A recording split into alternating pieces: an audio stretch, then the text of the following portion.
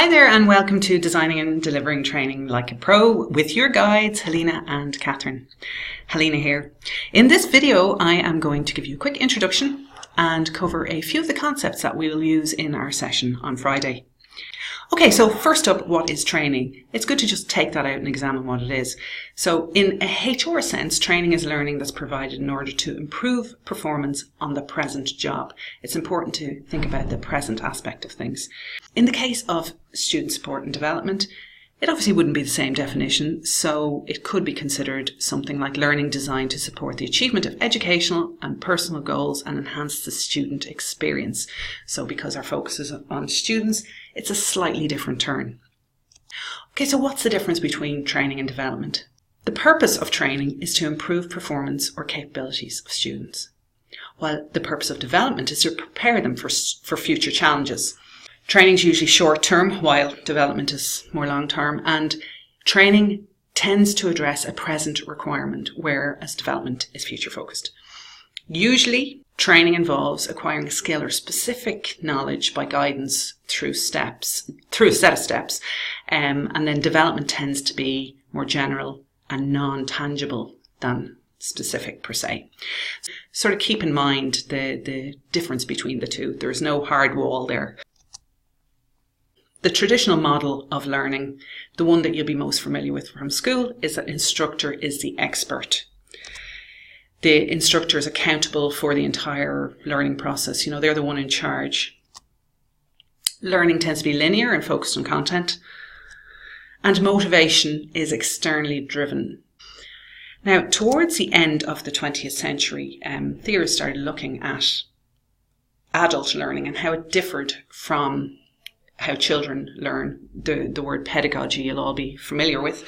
It's used in a wider way too than just as it applies to children. But another term came out, which is andragogy, which is the word that we use for adult learning. Okay, so there's no strict dividing line between how children and adults learn, but it is useful to look at some of the theory around it and consider the differences, even if they don't always hold true. So adults tend to be self-directed and autonomous. They get on with stuff. They have their own goals, and it's important to recognize that and to tie the learning and how it's structured to that. Secondly, adults tend to utilize knowledge and life experiences. So providing a context for the learning and couching it within their context is very important. Secondly, they are goal-oriented, and it's very important that the learning or the training is structured in a way so that the goals are clear and that they can connect with those goals. Very similar, they're relevancy oriented.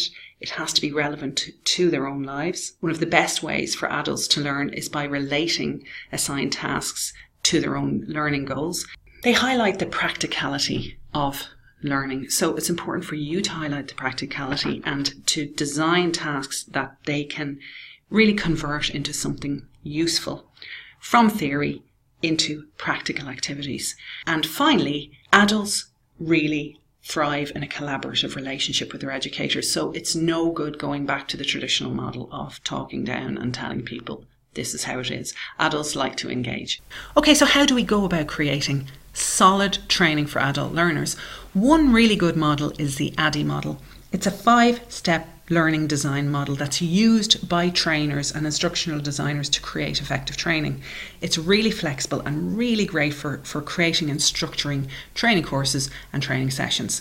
Now, we're going to look a little bit more closely at that on Friday, and we're also going to look at the Quick Start Toolkit that we've designed specifically for this session that is structured around the ADDIE model and provides you with tools and tips, articles and templates. We look forward to introducing you to your toolkit on Friday.